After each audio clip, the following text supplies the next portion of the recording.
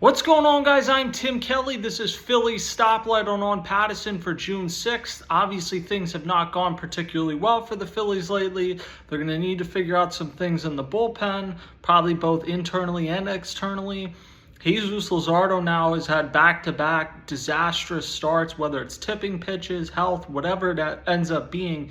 They need to figure something out there because he's gone from one of the best starters in the league to now he's among the worst in some categories. So it's been a precipitous drop-off, and my inclination is to think he's going to be fine and that the rotation generally is still in a good place. But with Luzardo struggling the last couple outings and now a little bit of uncertainty on exactly when Aaron Nola is going to be back, all of a sudden, someone like Mick Abel, it doesn't feel like you have a surplus of starters. It feels like you need Mick Abel, particularly if you are committed to Taijuan Walker pitching out of the bullpen moving forward. So obviously, we know the bullpen is a big issue, particularly since Jose Alvarado's suspension. It goes without saying the Phillies are going to need to find some things out there. But what's become clear to me, both with Bryce Harper missing the Milwaukee series over the weekend, and then Kyle Schwarber just over this 6 to 10 game stretch has been a little bit more mortal than he has throughout the season. It was bound to happen. Outside of Aaron Judge, no one is consistently hitting at the pace that he had been for the first couple months of the season. I have no doubt Kyle Schwarber will heat up again.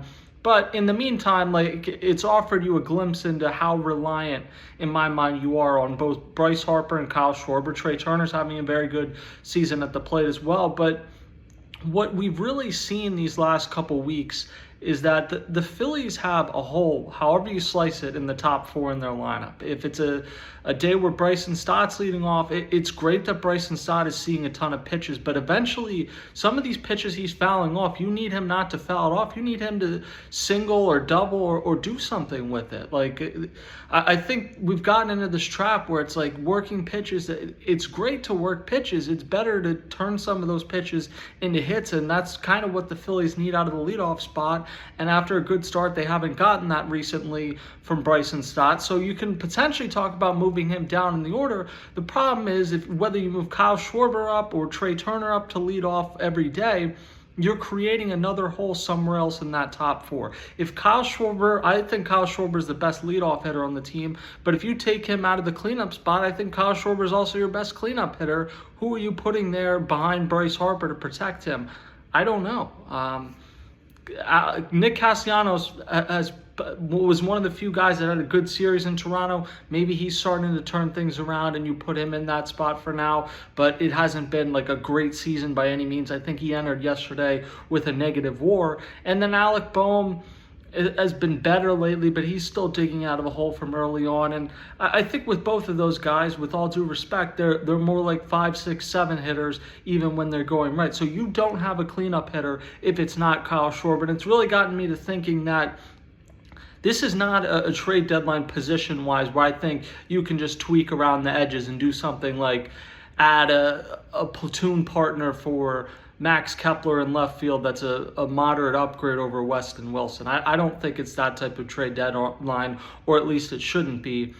But I don't necessarily know that the outfield is where you're going to get your huge pickup. Luis Robert Jr. feels like we've been talking about for our whole lives at this point, and maybe he needs a change of scenery and he'll benefit from it, but he's having a terrible season after also having a terrible season last year, and even when he's been good, injuries have been a problem with him. So I don't know that that's your solution, and there's just not a ton of great options in center and left field. But it did get me to thinking, and I wrote this in an article on Pattison earlier this week about some outside-the-box potential trade candidates, guys that aren't the first names you're going to hear on lists of who's a free agent after the season, or who's on the Rockies, the White Sox, the teams you know are selling but could potentially be available. And the first name, and maybe the name I like the most in terms of what he would bring and how realistic it could potentially be, is Eugenio Suarez. He's got massive power. He does strike out, but I think one of the things we're realizing is the team that the Phillies had a few years ago that was hitting for a ton of power, they lack that now. They never really did replace Rhys Hoskins' presence in the lineup. As much as I think the whole Rhys Hoskins discourse is completely misguided, particularly since the Brewers are in contention, and also because I don't think the Phillies want to move Bryce Harper back to the outfield, they do need to replace that. They need a right-handed bat, ideally, and certainly someone with power. Well, Eugenio Suarez has almost 300 home runs in his career. He had 4 home runs in a game earlier this season. You'll take your strikeouts with him if he's going to hit 35 home runs, and that's what he's consistently done. Now, you would need the Diamondbacks to fall out of things for him to really be an option. But he's a rental, or he would be a rental. He's a free agent at the end of the season. So if the Diamondbacks, even if they do a mini sell at the trade deadline, like obviously you're not trading Corbin Carroll or anything dramatic, Perdomo, Ketel Marte. But if you trade some pieces and just say, hey, this isn't our year, Corbin Burns is hurt, Jordan Montgomery missed the whole season, it just isn't panning out like we hope, the bullpen's not very good. We still want to be good next year, but right now let's take a step back and get some pieces for the future. I don't think it's outlandish to think that Eugenio Suarez could become available. And if he does, I don't think the Phillies would be unwise to strike. Now, in that, you would be giving up on Alec Bohm. Whether Alec Bohm goes back to Arizona in the deal, and I actually think Alec Bohm, like hitting in those gaps at Chase Field, and he still has another year of team control, maybe the Diamondbacks would be interested. If not, I don't think Alec Bohm is valueless by any means. I don't think, like some of the names you heard, Mason Miller and Logan Gilbert, and who knows the legitimacy of all those, but you heard that the Phillies were potentially asking for in rumors last offseason for Alec Bohm. You're not getting anything like that. But could you get some sort of useful piece, whether it's a reliever or a prospect or something, back for Alec Bohm if he's not going to the Diamondbacks for Suarez? Yeah, maybe. So he's someone. Lourdes Gurriel's another name Anthony Sanfilippo mentioned in our recent mailbag. I do think he would be an upgrade. But the thing about him is I think if you acquire him, he's your starting left fielder. Max Kepler is no longer on the team, most likely. I don't think they're going to move him into center field. I don't know that Gurriel is enough of an upgrade over Kepler. He's an upgrade. I'm not disputing that. I don't know that he's enough of an upgrade that you'd want to give up something moderate and take on his contract. I believe he can opt out at the end of this year, most likely not going to. He's a good player. He's not someone to me that's like a franchise-altering, like could really change the course of your season guy. And I think Suarez is that. So if there's a Diamondback that makes sense to me, it's Suarez. The other guy that's interesting to me that I wrote about in the article is Brian Reynolds, who is due $75.25 million over the next 5 seasons. So you would have to feel really comfortable with Reynolds that this down year is just a down year, and he's only 30. Like, it's not like he's 35 and hitting a wall. This should be somebody that still has good years to come. Now, he's not going to be in center field. I know he had been there early in his career, never graded out well. You'd be bringing him in to play left field. So again, another scenario here where with whoever you're bringing in, you're probably talking about Max Kepler or Brandon Marsh being moved to another team if it's an outfielder. So Reynolds is someone, there's a lot of moving parts, but at his best, he's a guy that's going to be 25 home runs, 75 RBIs, is a switch hitter. Like, I think you can talk yourself into saying this is a deal that if he's even an above average outfielder is a steal. Now, whether he is a big enough piece in terms of the impact he would make, that's debatable. But those are really the 3 names in terms of outside the box, potentially, in my mind, attainable guys that would maybe make sense for the Phillies. Now, there was a second category I did, and that was guys that are just worth making a call on, checking in on. To me, Steven Kwan on the Guardians is probably the perfect fit. I think you'd have to give up Aiden Miller to get him, but it might be worth it because Steven Kwan, to me, is the best defensive left fielder, and he would immediately be your leadoff hitter, so that allows you to have Turner hit second, Harper hit third, Schwarber hit fourth. You would have a really good top 4, and then it takes a lot of pressure off Castellanos, Bohm, Realmuto, guys hitting lower in the lineup. Kwan can't become a free agent until after 2027, so I think this is probably more of an off-season conversation. The Guardians are in contention. I wouldn't anticipate they're going to move him. But they will most likely at some point, unless he's willing to do what Jose Ramirez did, where Jose Ramirez probably left $100 million, maybe more on the table to stay in Cleveland. Most guys do not do that, and we've seen them trade Sabathia, Cliff Lee, Francisco Lindor, guys that came up with Cleveland and were star players, and they knew they weren't going to pay to keep. They eventually traded them before they hit free agency, and Steven Kwan might be the next guy in that category. I just don't know that it's going to be this year. But again, worth making a call on. Jarren Duran of the Red Sox is interesting. He was one of the best players in baseball last year. Another guy that would be a leadoff hitter. He can play center field, and maybe that would be the solution for the rest of this year. I think he's best in left field, but he can play center field. And I don't know that it's outlandish. As much as he was top 10 MVP last year and is still on the right side of 30, comfortably on the right side of 30, I believe he's 28. The Red Sox have Wilyer Abreu.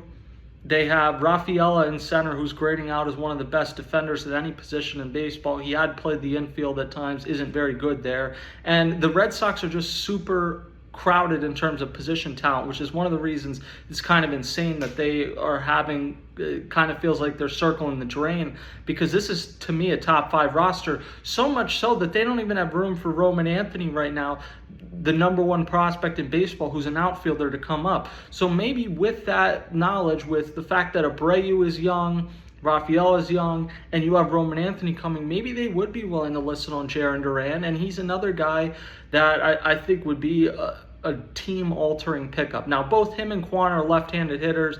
You'd prefer a righty, but also whether Duran would be coming in to play center field or left field, either Marsh and or Kepler will not be on the team anymore, so you're swapping one lefty out too. So those are 2 guys. I think Abreu's worth making a call on. If the Red Sox want to keep Duran, then maybe Abreu's somebody. Very good fielder, good offensive player, young, 26 years old, controllable. He's someone that would be worth a big trade in my mind too. So worth considering. And then Spencer Steer on the Reds. Was a big RBI guy the last 2 years. He's having a down year, but he's still relatively early in his career. I believe has 2 or 3 years. I believe it's 2 years of arbitration remaining after this one. He's played all over the diamond, every position except catcher. So however you see best fit for him, he can make it work. You want him in left field, he can play left field. You want him at third base, he could probably play there. So he's somebody worth making a call to the Reds. And the Reds probably have a few of those guys, but he's the one that stood out to me. So that's that second category of guys worth making a call on. But the main takeaway here I want for people is that I don't think this is an off-season or a summer where you can make an Austin Hayes trade like you did last year and hope everything works well. Right now, you have 3 hitters that really scare opposing teams: Harper, Schwarber, and Turner. And you have some other guys that in the past have scared teams but are not doing that right now. And if you really believe that you're at the back half of your contention window, which they probably are with this current iteration, then I think you need to make a bigger move. And it's going to be interesting to see how the Phillies prioritize what is the biggest move they need to make, whether it's out of the bullpen or in the lineup, and how big are they willing to go? Are you willing to give up Aiden Miller, even though as soon as next year he might be ready to go? Are you willing to give up Justin Crawford, who as soon as this year might be ready to go? I don't think there's any circumstance short of Paul Skeens being available where you're giving up Andrew Painter. But anyone else, I guess they'd probably, I think it's pretty unlikely they'd move Aiden Miller, but there was the report from Matt Gelb that he was in their offer last summer for Garrett Crochet. Now, Garrett Crochet is top 5 pitcher in baseball right now, was controllable, all that. But if there's a superstar available, does Aiden Miller become someone you consider putting on the table? I don't know, but it'll be interesting to consider. The Phillies desperately need to get back on track this weekend. Sounds like they are going to see Paul Skeens again Sunday, which is exciting. If you thought at all that, maybe they're overhyping this guy, they're not. I remember Steven Strasburg coming up. He's at least as good as Steven Strasburg, if not better. And at least to this point, you don't have health concerns with him the same way you did with Strasburg. So I'm really looking forward to seeing him pitch. I don't think he's someone the Pirates are going to trade this year, and maybe not even next year. But it's sad to see for their franchise how they're wasting him. To a lesser extent, that's also true with O'Neal Cruz. The thing about O'Neal Cruz is he's got a 930 OPS against righties, a 543 against lefties. You are going to see, at least the schedule right now is Ranger Suarez and Christopher Sanchez are going to be your starters this weekend. So maybe you mitigate Cruz to an extent in this series. But yeah, Phillies are going to go with the bullpen game, it sounds like, on Friday, and then have 2 of those guys, Suarez and Sanchez, pitch over the weekend. Anthony Sanfilippo will be there with coverage for on Pattison. As always, we will have Things covered to a T on the Phillies. Constantly check the site. Morning, evening, weekend, weekday, doesn't matter. That's going to do it for this episode of Phillies